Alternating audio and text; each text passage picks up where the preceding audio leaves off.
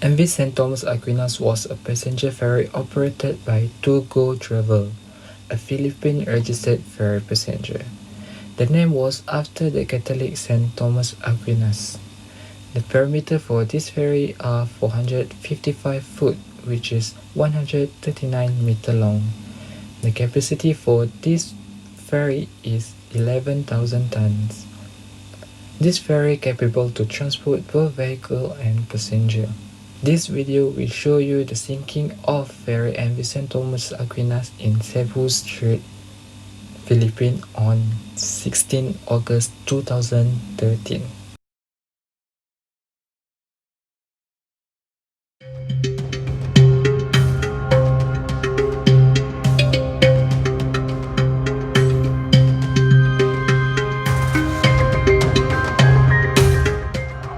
MV St Thomas Aquinas was about to enter the port of Cebu City from Nasipit, Butuan City, while MV Sulpicia Express was leaving the port of Cebu City On August 16, 16, 2013, the MV St Thomas Aquinas was rammed on the side by a container ship Sulpicio Express of Philippine-Spain Asia Clear Corporation.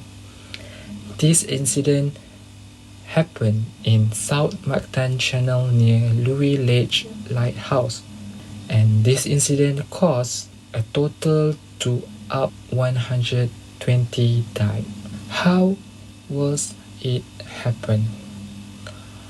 On the day the St. Thomas Aquinas was departed from Nasipit Agusan Norte on the southern Philippine island of Mindanao.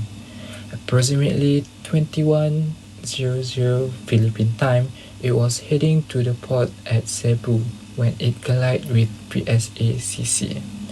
The PSACC was leaving port that time. Approximately 1.9 km from the port, the incident occurred.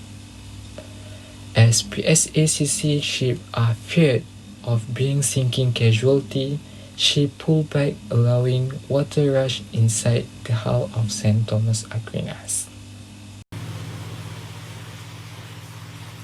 When we are talking about the impact of this ship accident to the people, of course we cannot exclude the people who have been directly affected by it. Those people who have been affected by this accident are the passengers.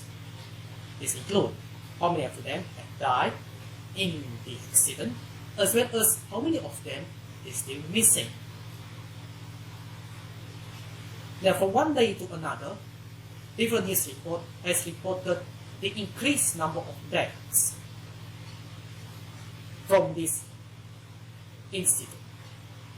This incident is not only reported by the local Philippine news agency, but it is also covered by other news agencies from other countries like CNN from USA, as well as BBC from Britain.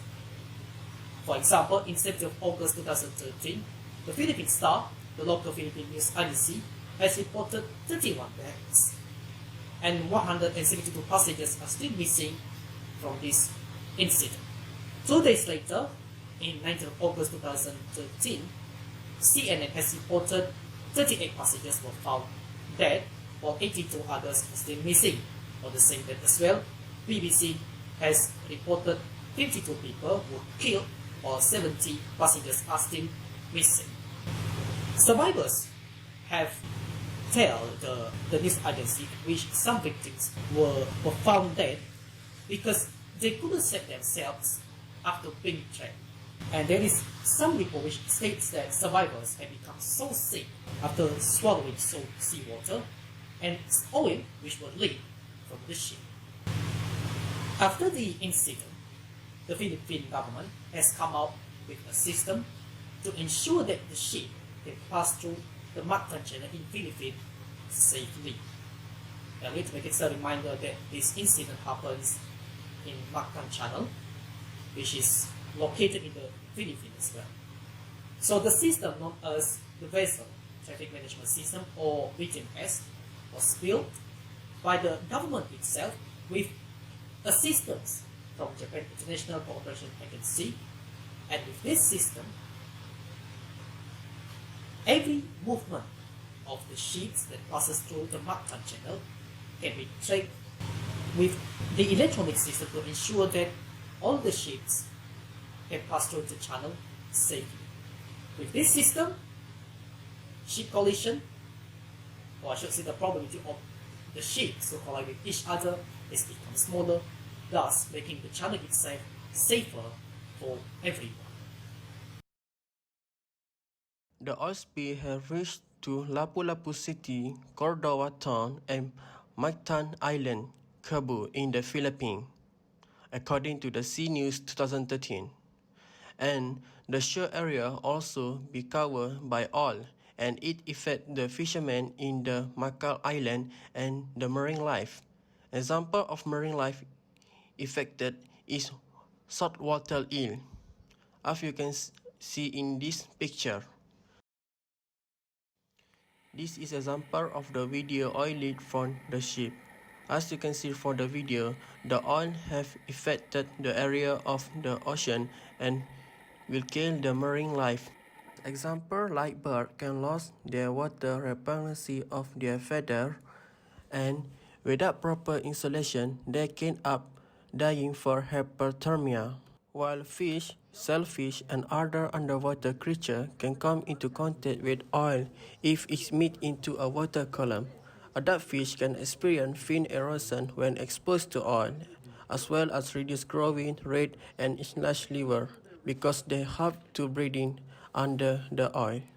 As a conclusion, according to the Manila Times in 2014, the Thomas Aquinas tragedy will show that the Philippine Coast Guard really needs upgrading and equipment for the next emergency.